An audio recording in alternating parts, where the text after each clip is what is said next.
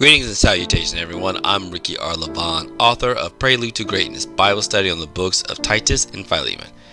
In this video, we'll review one question from the lesson, which is entitled, Be Prepared. There are many questions to dive in and sink your spiritual teeth into, but I'd rather you enjoy going through that on your own or in a study group.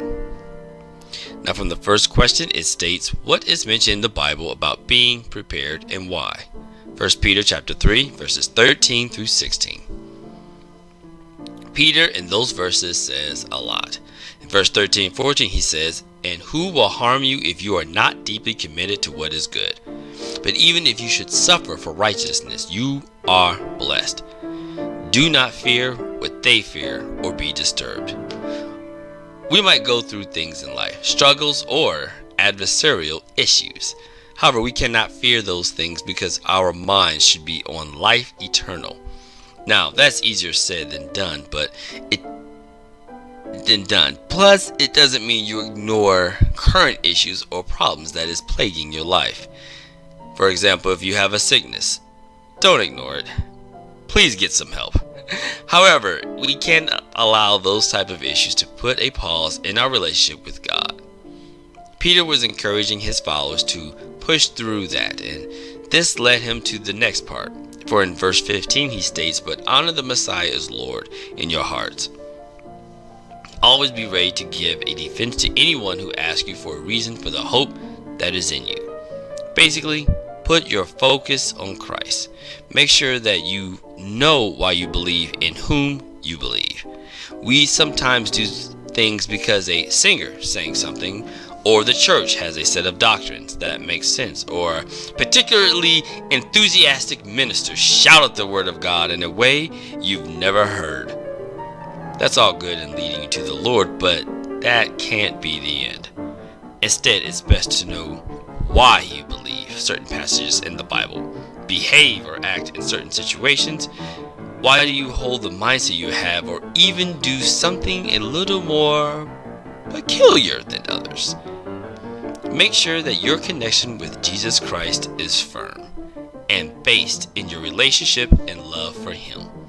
In verse 16, Peter continues with, "However, do this with gentleness and respect, keeping your conscience clear, so that when you are accused, those who denounce your Christian life will be put to shame."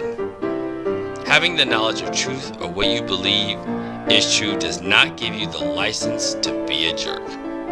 Often we have a message to share and we might come across as arrogant or brash. Peter was warning the church during this time to not display this type of behavior. That same message can go for us in modern times. Just because you might have the truth or gospel or spirit doesn't give you the right to browbeat someone and make them feel bad.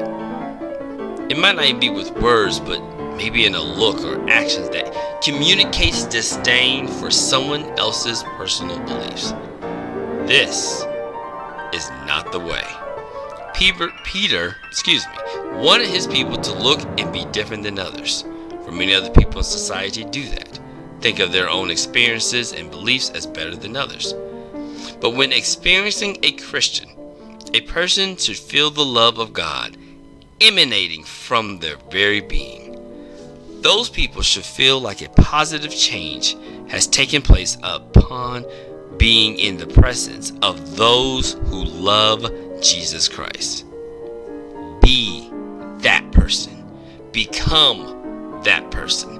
Make sure that although you might have the knowledge that God has given to you, when sharing such information, it comes across in love and gentleness.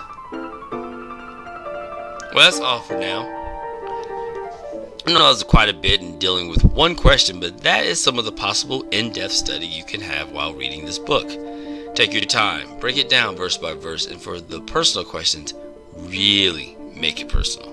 Pray, and pray some more that God will be a part of your spiritual growth and become the person He desires. Well, thank you for your support, and make sure to learn more about Prelude to Greatness at lorari.com/Prelude Greatness. A link will be in the description below. Remember that this book is available in paperback and Kindle. Be blessed and know that God has some great things in store for you.